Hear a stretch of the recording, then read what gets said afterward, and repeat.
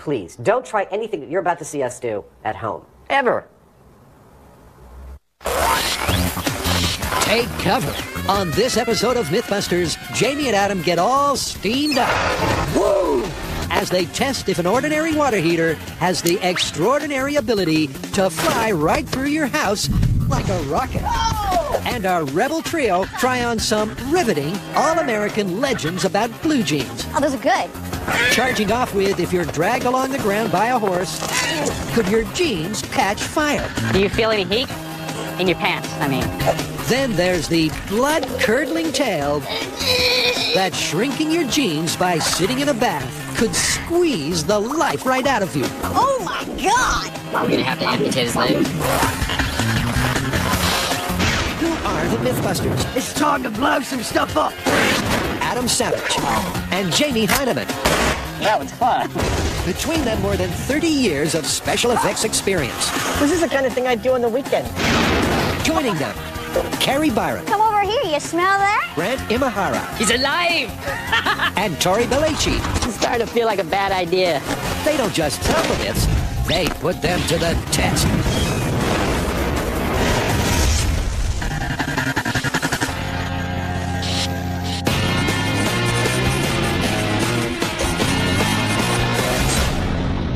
I bet you're wondering why I'm sitting here with a plunger. No, but I'm sure you're going to tell me. Absolutely right. We have a plumbing myth. Picture an old house, and in that house is an old hot water heater. The hot water heater is neglected. It's beyond neglected. In fact, so badly that it blows up. But it doesn't just blow up. No, this hot water heater blows up like a rocket shooting up through the roof of the house, hundreds of feet into the air, landing 500 feet away.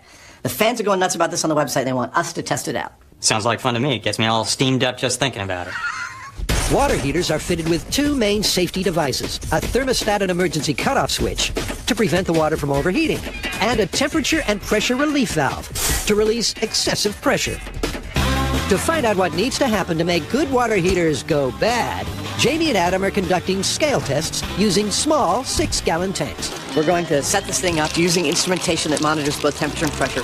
Then we're going to make each component, each safety component of this water heater fail until we get the entire tank to fail. Anyone have to go to the bathroom? Improper installation or lack of regular maintenance can really cause the safety devices to fail.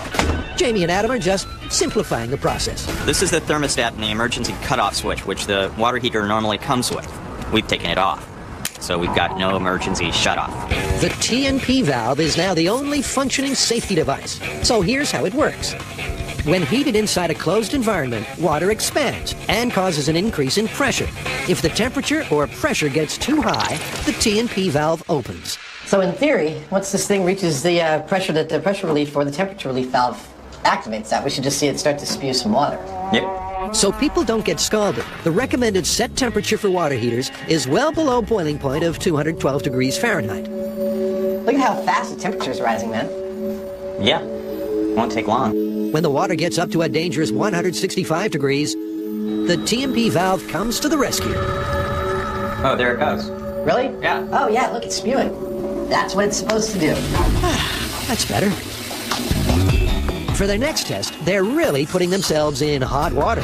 What's next? Well, next, I think we pull the TNP valve and we start the final failure analysis test in which nobody approaches this bunker until we hear boom or all clear. Now, you might wonder exactly how that's going to happen in real life, and I'm going to play it out for you. A homeowner looks at his hot water heater and sees that there's this thing sticking out in a pipe that doesn't go anywhere.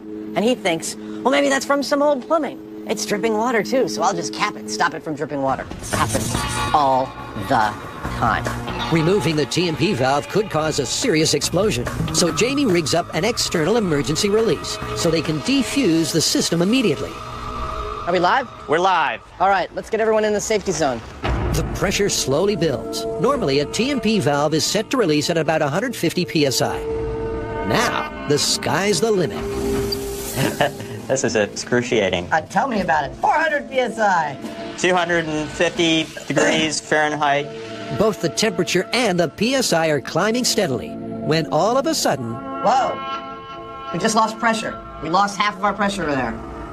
Something in the system is causing the pressure to drop rapidly. We're at 300 degrees Fahrenheit. I think we're losing pressure somewhere we can't see, and we've just got to abort. All right, well, I'll pull the valve. That's what it's for. All right, let's do it. Jamie triggers his emergency release. When water that's been heated beyond boiling point hits air, it turns instantly into vapor. Great for opening those pores. Okay, that is indicating it's fully depressured. The PSI gauge just failed. Don't know why, but the main thing is neither Jamie or I feel comfortable doing the test here in the bunker anymore.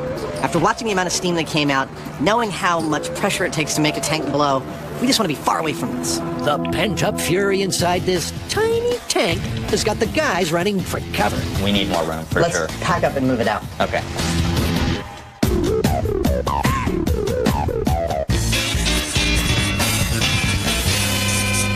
Okay, guys, the next one is as American as baseball and apple pie. It's myths about blue jeans. Ah, blue jean myths. That'll be cool. Since their creation during the rough and tumble days of the American Wild West, no one item of clothing has meant so much to so many.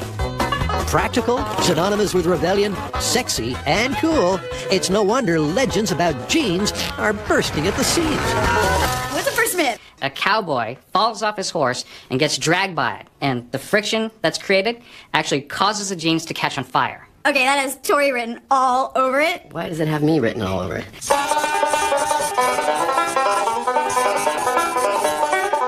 Yeehaw! To get this tale off and running, and to get the chance to talk like this, the team hightails it over to the Groundy Ranch in Red Bluff, California. Tori is going to be playing cowboy, so he gets himself kitted up in full body padding. While Carrie and Grant chat with renowned stockman John. So how do you get yourself in trouble? I mean, does your foot get caught in the stirrup? Does it get caught in the reins? I mean, how do you get dragged? The common thing is being caught in the stirrup, and in the old days, being caught in the rope. And the rope would hang on to you long enough, or it would actually close in on you while it was wrapped around the saddle horn, and then just drag you off. With John being a former rodeo rider, Grant asks the burning question. John, have your jeans ever caught fire? Not, I could have really gone with a good one there. All right. Go with whatever you want. Well, I was going to tell a story one time, but, you know, my pants have been on fire, but not on fire. Seems like John's not one to tell tales. But someone else on the ranch sure is. Okay, so the ranch actually has a psychic horse. This is Pistol, and Pistol is going to be able to tell me to predict what's going to happen today. Is this a dangerous thing for us to do? Yeah. I knew it. I knew it. Are the jeans going to catch fire? Yes? No. Not sure. Okay. By Pistol's reckoning, things could go either way. So to find out for sure, let's get this myth saddled up. Now, Tori's weight represents a downward force that's pushing the jeans onto the ground. And as the horse drags him along, the friction there is going to build up and hopefully cause the jeans to spontaneously combust. Faced with the bottom line, Tori's starting to feel all alone on the wide open plain. In the shop, you're like, oh, you're going to get dragged behind a horse. And I'm like, yeah, that sounds fun. But then you get out here and you go, God, this seems like a really stupid idea. And I'm starting to get that feeling more than that sounds like it's going to be fun. Next, denim desperado Tori literally puts his behind on the line. And soon, the guys find out if a water heater is really a rocket in disguise.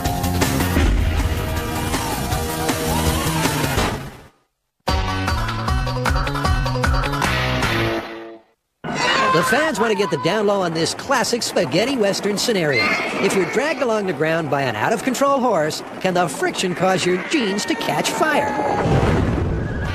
Tori is trying this Saturday matinee myth for real, but he's finding out it's a potential minefield. I'm looking around, and I'm seeing rocks, and I'm seeing horse dung.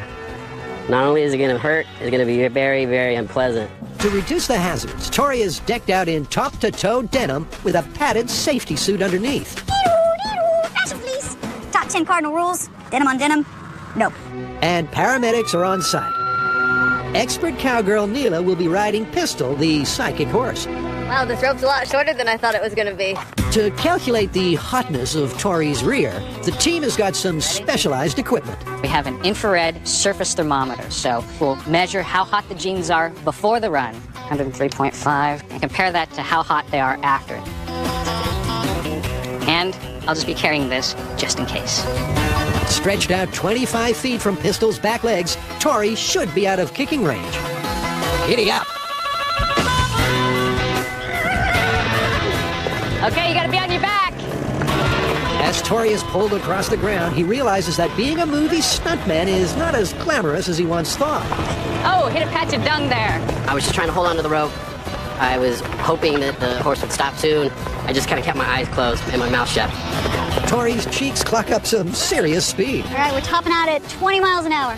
But they don't even generate a puff of smoke. Okay, flip over, flip over. Okay, got it.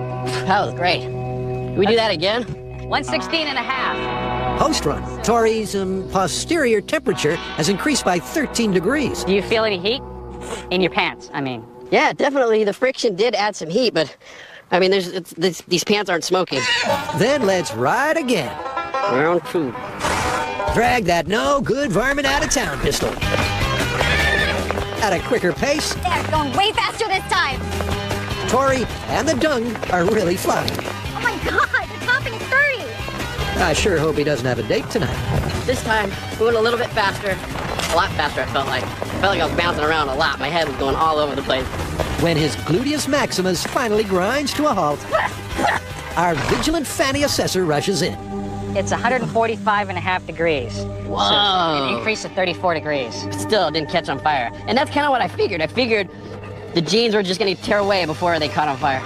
Tori could sell his distressed denim for a fortune, but fire from friction was fiction. Tori did experience an increase in temperature of his clothing, but he did not burst into flame. Both the jacket and the jeans are safe for now. But this myth isn't done and dusted yet. Team Tail End has some final tests to rustle up. Explosion danger lurks in thousands of typical hot water heater installations because the great majority have either improper protection or no protection at all. Is the tale of the water heater rocket really true or just over-the-top scare tactics? To find out, Jamie and Adam have arrived at the wide open spaces of Alameda Naval Base. It may help you to think about this in terms of just a pure release of energy. All we're doing is putting energy into the water heater in the form of electricity converted to heat.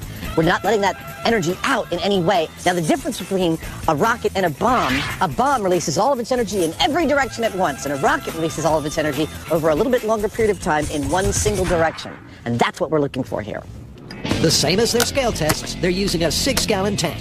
And to recreate real-life circumstances of shoddy installation and neglect, have made a few adjustments.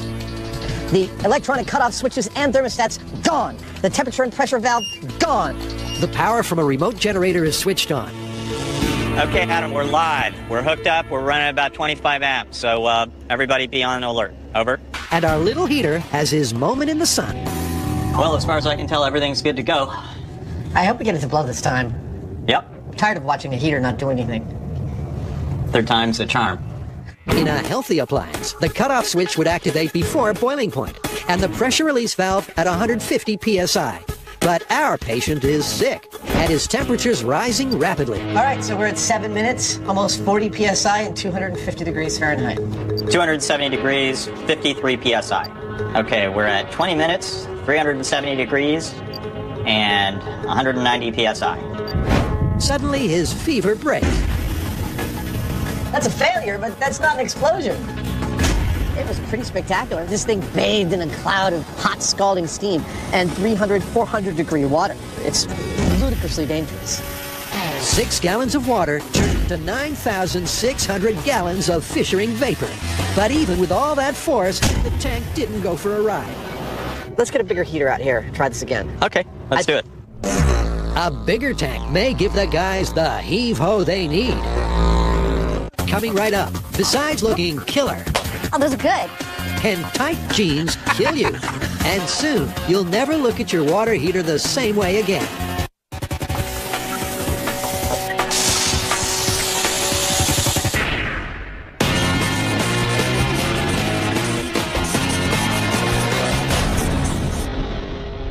All right. Death by shrinkage. This is the one where the woman puts on a very tight pair of jeans and sits in a bathtub for 6 hours. Yeah, I've heard that's how you get the perfect fit. However, they end up killing her. Oh, maybe not the perfect fit. This myth is a fan-side denim to man. A woman trying to get her jeans to fit just right sat in a hot bath for 6 hours. The heat caused her jeans to shrink and legs to swell, and the pressure cut off her blood circulation. Then, was curtains. To find out how this death by denim scenario might be possible, Carrie has an appointment. Hi. Dr. Edward Kirsch, MD, explains why constriction on the legs can be harmful to your health. So, is this even possible? Well, I hate to say that it is possible. Really? Really, because I do love tight jeans. But there is the possibility that you could do yourself some damage. There are two types of circulations in the legs. Uh-huh. One is the arterial circulation. That's the high-pressure circulation of blood flowing down into your legs. But once that's done, the blood has to come back up. That's a low-pressure situation. You could create a clot. Then that could travel back up and hit your lungs and produce something called a pulmonary embolism. You mean like DVTs that can really kill you? Exactly, DVT, and it can be a fatal occurrence. Armed with her alarming information, it's back to M7 to recreate this potentially fatal bath time scene. I'm ready. Using Grant as the model, their first task is to make a realistic pair of fake human legs.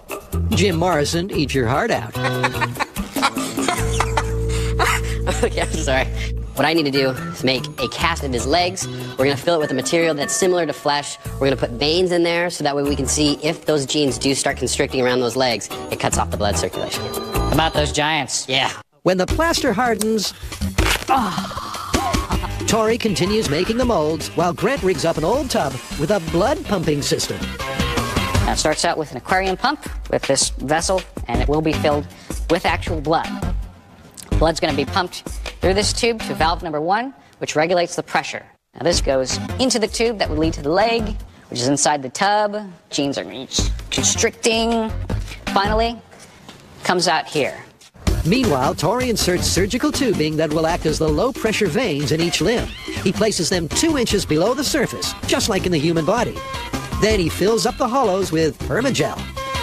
Now to dress Grant's legs in a pair of new, shrinkable jeans. There's no way of doing this without it looking creepy. Next, they place the legs into the tub and attach them to the valves. Then Carrie and Grant fill up the reservoir for the veins with pig's blood. Grant is like Dr. Frankenstein. He's a genius. A demented genius. Grant checks the flow to make sure it's running through the veins at the normal human rate of about 1 liter a minute. All right, 475 milliliters. So this, from now on, is going to be our level of regular flow. If there's any deviation from this, then we'll know that the genes are causing constriction and possibly potential death. So I guess this would be a good time to explain, why do jeans shrink? Yeah, shrinkage is all about chemical bonding. Your genes are composed of cotton fibers, and the cotton fibers are composed of molecules. The molecules join together to form long chains called polymers. Now, the polymers themselves are quite strong, but the forces that hold them next to each other, they're much weaker hydrogen bonds. That's right, and when your jeans are first made, the cotton fibers are spun and stretched out on a loom. It's a huge amount of stress to put on those hydrogen bonds, and many of them break. But new ones are formed in their place, but keeping the cotton fibers in that stressed out state. And the thing is, the genes want to return to their natural relaxed state, but it requires a large amount of energy to break the hydrogen bonds. And throwing your clothes in the washing machine with the heat and the detergent and the dryer or even a hot bath will do just that. And the result of broken hydrogen bonds is shrinkage. In the team's shrinking jeans of death bath test, the final step is to fill the tub with piping hot water. Time for a nice relaxing bath for 6 hours, and possibly all eternity. Coming up, Grant gets a lethal new look. We're gonna have to amputate his leg. But next, Jamie and Adam become water heater astronauts. Wow. The boosters were separated. Yeah, exactly.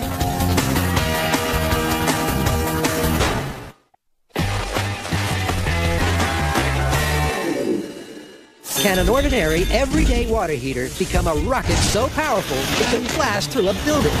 So far, Jamie and Adam have let off a lot of steam. There we go. Whoa! But couldn't send a small 6-gallon tank skywards. This time, they're using a 30-gallon tank and have a new strategy to add some extra thrust. I'd like to fill this 80% full. Okay. So let's put 24 gallons in here. We may find this perfect relationship between water and steam for getting the maximum amount of pressure. In daily life, a water heater is an appliance nobody normally takes any notice of.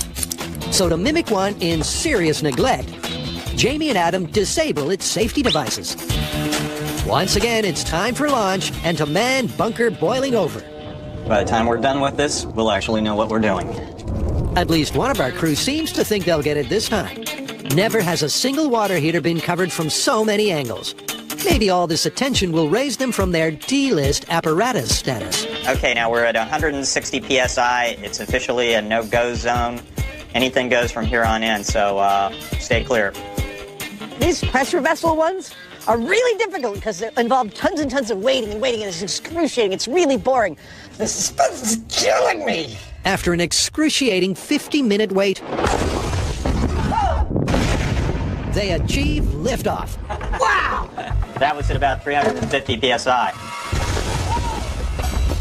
The heater travels in a straight trajectory into the air so high, you could order a pizza while you're waiting for it to come back down. Wow, no, it just came down. There it is. It came down like 40 seconds later. Oh, my God. This was a really serious explosion. I mean, even though this is just a water heater, you would be in danger of shrapnel hitting you. You could get severe burns from the steam. And not only that, the shock wave was really significant. I mean, the whole area was reverberating. Adam's just seen the most beautiful thing we've ever filmed on the high speed. Oh, that's one of my favorite booms we've ever done. Just water and pressure. Look up top, you can see the tank breaking through the casing. Whoop, there it goes.